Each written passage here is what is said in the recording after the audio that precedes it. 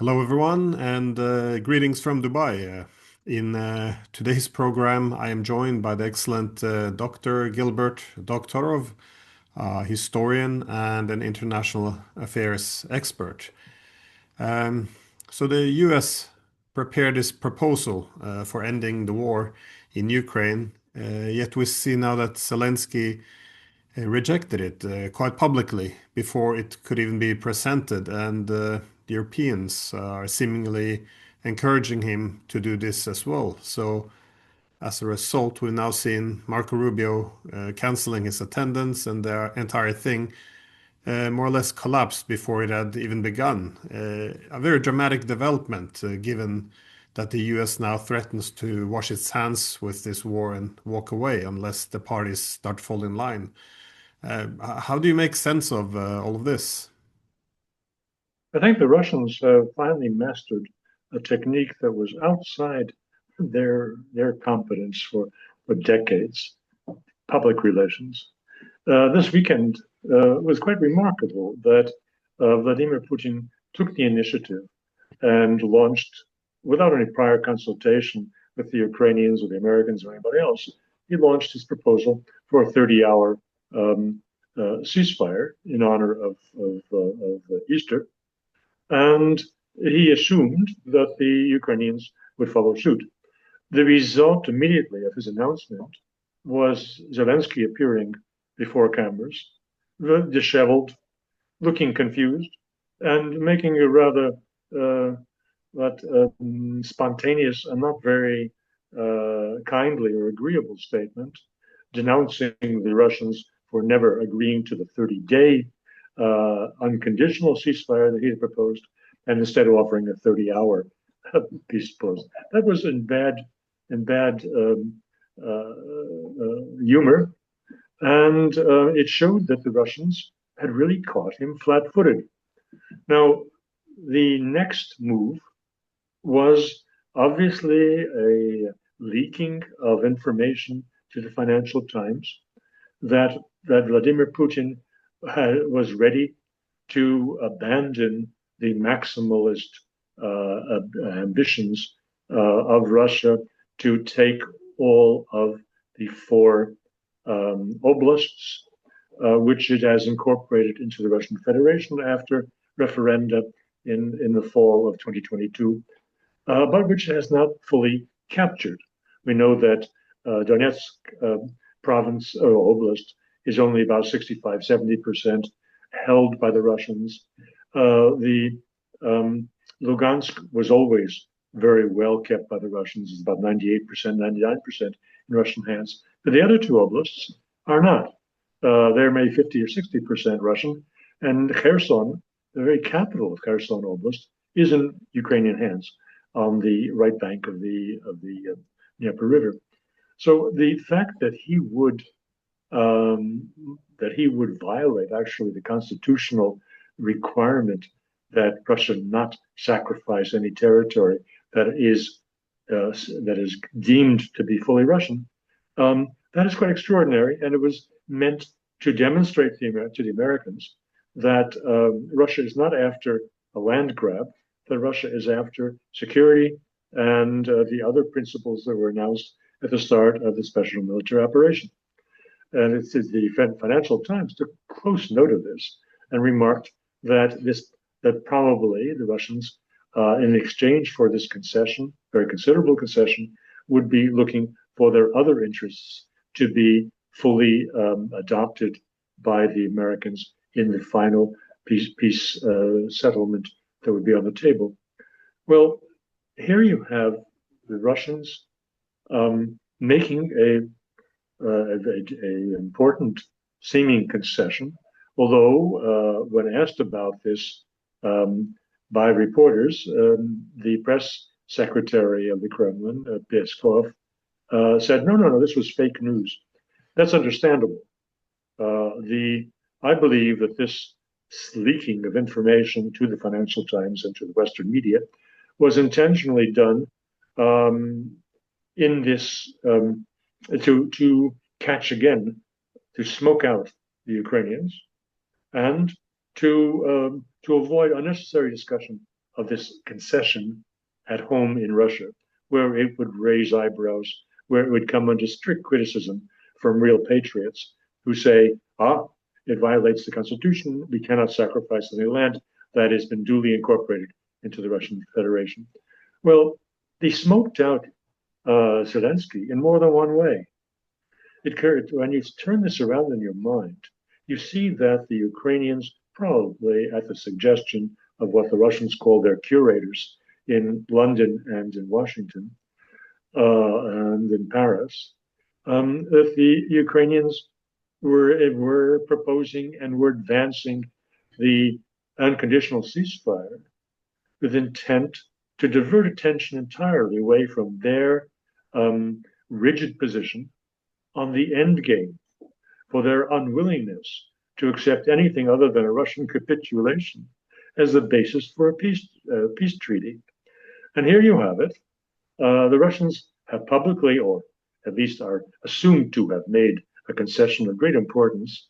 And Mr. Zelensky turns around and says that Crimea is Ukrainian and always will be, and he will not recognize it as Russian territory. Now, that's one level of analysis. There's an additional point here. Let's be honest about it.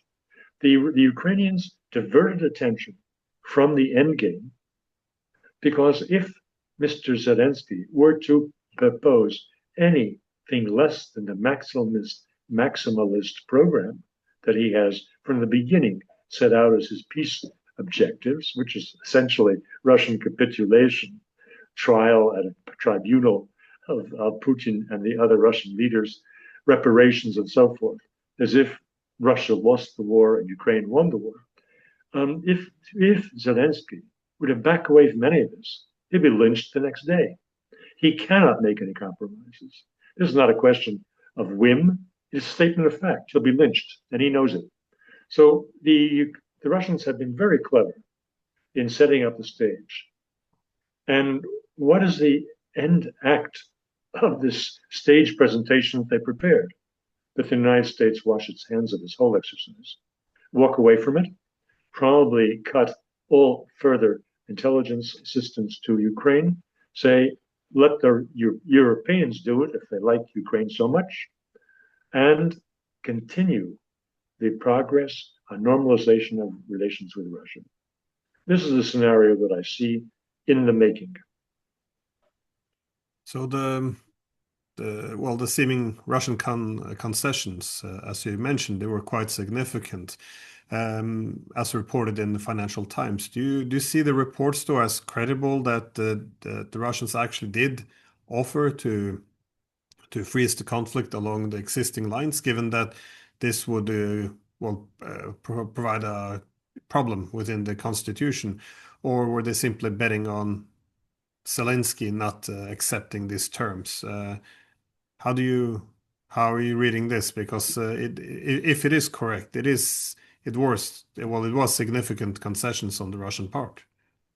Well, this is not the first time that I'm airing these views, and I can tell you that some comments came back on the previous video in which I mentioned this, saying, "Oh no, the Russians can't possibly give up this territory. Doctorow doesn't know what he's talking about." Well, I think I know what I'm talking about. And again, you have to look at what are the Russian war objectives. They were never to seize more territory. The incorporation of these four oblasts of the Donbass and the Novaya Rossiya oblasts into Russia was done post haste. It was done in September, I believe, 2022. It was done when it was clear that the Western supporters of Ukraine and the United States in the front row and the British next to them were on a war footing and had no intention of letting this go and letting the Ukrainians settle with the Russians. When this was clear, that's when the incorporation of these four oblasts became a necessity and was carried out. But that was not the original game plan. The original game plan was denazification and demilitarization and no NATO and rollback of NATO in general. from its advanced positions in Eastern Europe as infrastructure and personnel. So Mr. Putin is not making any great sacrifices here. He's simply returning to basics. And it becomes very attractive to return to basics when he sees the prospect of some normalization with the United States that is not just a theoretical idea, but already has been demonstrated by what I see as the cooperation of Team Trump and Team Putin on resolving the nuclear issue in Iran, which is a great indicator to Trump of how Mr. Putin can be as useful to him as he was to President Obama in resolving the question of the chemical weapons in Syria, which the war hawks in Washington wanted to use to justify massive airstrikes in Syria. This scene is being replayed now, as I understand it. Just to put a dot on the I, it is not just consultations with Witkoff and also with the Iranians. Let's get this straight. Before he went to Oman on the first visit, Witkoff stopped over for half a day in Petersburg, and you can be sure that they talked about what he was going to do in Oman the next day in negotiations with the Iranian foreign minister through an intermediary. I believe it is reasonable to expect that the Russians are presenting themselves as not the only, but among the key supervisors and inspectors of any Iranian settlement made with the United States to ensure that it is being respected. Probably the Chinese also will put themselves up in that role. And it would make a lot of sense for these two powers to be the guarantors of Iranian good behavior, as opposed to the absolute wimps from the United Nations Atomic Energy Group, who are afraid to say anything that becomes political. So, this diplomatic flop, how does it change now the nature of the war? Because at the face of it, it does seem to put Russia in a good position. Even American media recognized that the Russians were prepared to make great concessions to reach a peace. Meanwhile, Zelensky is seen now as taking a very maximalist position, even again rejecting this proposal before even the meeting took place in London. So, in doing so quite publicly, and of course now the United States has an excuse, if you will, to divorce itself from the war if it wants to leave before the collapse and I guess dump the whole mess on the Europeans. So, do you see it in, I guess, such dramatic terms, or how will the war be affected by this? I see it in precisely the terms that you just set out. I think that the United States is receiving the reason, a justifiable reason, for walking away from this. The Europeans, in holding the hand of Zelensky, are setting themselves up for a big fall, because the disaster in Ukraine will become their property, not the United States. And while Trump and team can go ahead and find points of common in international affairs and business affairs with the Russians, without anybody's nose being turned the wrong way. The hawks in Washington will have to accept this. No, what nobody is saying is what I just said. It isn't just the whim of Mr. Zelensky or his bad mood or his bad temperament or his stupidity or Lord knows what. No. The man understands, and it was said publicly, that if he betrays the neo-Nazi gang that has controlled the Kievan government since 2014, he'll be strung up from a tree. This is not my speculation. This is in the public record. So it's not, you don't find that on the front page of the Financial Times, but it's obvious as day. He cannot give any concessions. Not that he won't give them, he cannot. If he has to give concessions, he better get on a plane a few minutes later, because his life will be worth nothing.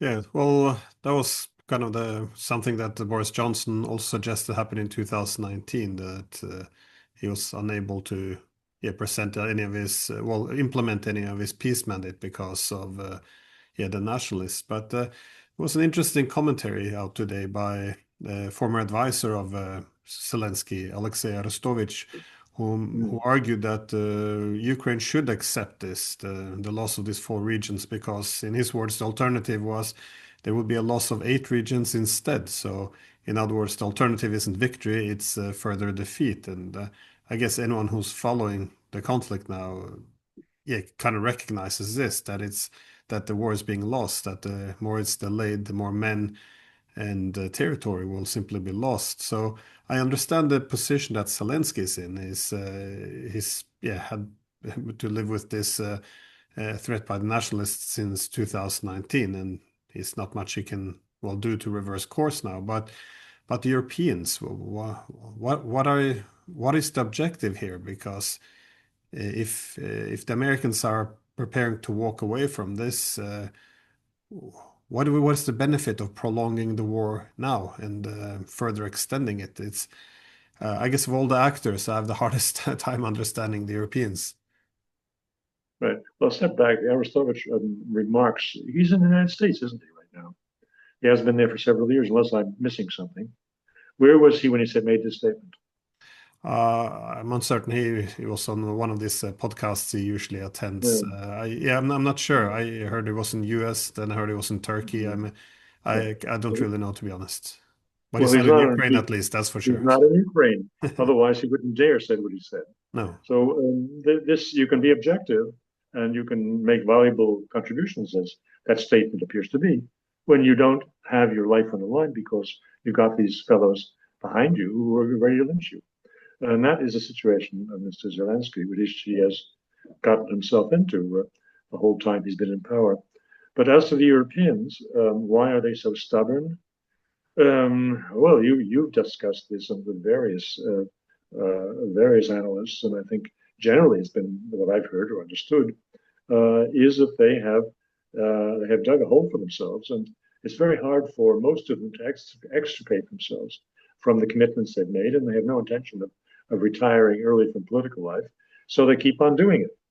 And they're hoping that Mr. Trump will flip-flop, because he seems to do a lot of flip-flopping these days, and will come around to their view. And he has done nothing to disabuse them of that illusion. He has not done what he should have done, that is, to read the Riot Act to the Europeans. He never did that. Instead, he sent Kellogg a week ago to meet with them and to hold their hands and to give them some hope that the Trump administration is sympathetic to their efforts of securing peace by their sending peacekeepers and whatever, which is total rubbish, of course. Trump should have read the Riot Act, and he hasn't had the guts to do that, which I have to hold this out as a severe criticism. He's trying to let everybody see Trump through their own lens, rather than to understand his real position, which is quite close to the Russian position. So, will the Americans actually walk away from this war now? Because Trump keeps making the point that this is not his war; it was Biden's war, and but nonetheless, he keeps sending weapons. He keeps providing the intelligence. I know at the moment there's a huge effort to reposition the U.S. from a participant in the war to being a mediator. But if he continues down this path, surely it will be too late. He will gain some ownership of this war, and as he's now reaching his 100 days of which was the date, the time he set for himself to resolve the war. How likely do you see it as the United States actually walking away from this? Well, the moment that Trump stops providing weapons and stops providing intelligence, that is a moment when he has taken a clear decision, and when those among his opponents, domestically and abroad, will be ready to strike. So he's postponing that moment, but the moment will come. And I think the longer he postpones it, the worse it is for him. He the present state of flux and fluidity and uncertainty about his intentions has reached its limit. Will he walk away from it? I believe he will. Right now, he has every justification. It's very hard for someone the least bit objective to say he should stand by the Ukrainians when they're being totally unrealistic, not facing the reality on the ground, and demanding that the victor take the lot of the loser. So I think that he will prevail, but only if he acts, and not just if he fudges as he's doing now. Well, I guess it takes me to my last question. If the United States does leave now after this flop, what do you see happening? And how long do you think Ukraine can hold out on the battlefield based on what you're seeing now? Because some of the weaponry has shifted from this, for example, the huge need for artillery shells to more cheaper weaponry like the drones, which the Europeans are able to supply. I'm not saying that the Europeans can fill the shoes of the Americans, but how long can realistically the war go on if the United States decouples completely, that is? Well, you've touched upon a key issue. The nature of the war has changed. There have been multiple changes over the last 3 years. There have been turning points which make all of us observers and commentators look foolish because our expectations were based on a steady state nature of war, and it has changed. First, by the introduction of lethal weapons by the United States and its allies, which was unanticipated, and by the ever more lethal and ever more sophisticated weaponry that they have supplied to Kiev. So these turning points have existed. In the last few months, there is a decisive change in the nature of the war, which makes it, frankly, easier for the Ukrainians to hold out longer. And you just touched upon it. It has become a drone and electronic warfare battlefield scene, which works against massing of troops, which will be decimated by kamikaze drones, and which makes it possible for a relatively small number of computer nerds and video game players to constitute an effective military force using drones, and to make it very risky for an attacking force to go out on the field and expose itself to these weapons that, as I say, are controlled by a relatively few people. So the whole question about, the Ukrainians are short on manpower, well, not really, if it is a drone situation. And just to come back to a very important issue, the changed nature of the war, I believe, is expressed in the number of kills. When it was clearly, as you were saying, an artillery war, and the Russians had, as they almost from the beginning had, a 7-to-1 or 10-to-1 advantage in available artillery shells versus the Ukrainian supplies. It didn't happen in the middle of the war. It happened from the first days of the war. When it changes from that to drones, where the Brits have sent thousands of drones, and where the Ukrainians themselves are manufacturing them in underground workshops, and perhaps supplying 30% of their needs domestically. When that shift took place, the number of kills went down. 3 months ago, day after day, the Russian news was reporting 1,800, 2,000, 2,200 Ukrainian casualties day by day. Now, when I listen to the Russian state television news reports from the field, I hear about on this front, we killed 50 Ukrainians. On that front.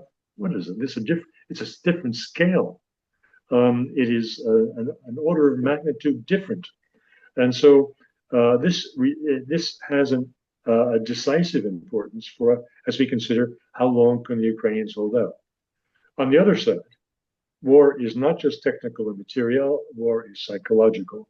And on the psychology side, the United States abandoning Ukraine can have decisive importance in destroying the self-confidence of the Ukrainian people in their ability to resist the Russians. So this makes it very hard to give a reliable or confident prognosis how long the war can go on. But I believe it'll be over before the end of this year, probably because of psychological impact of the departure of the United States and a collapse of morale on the Ukrainian side.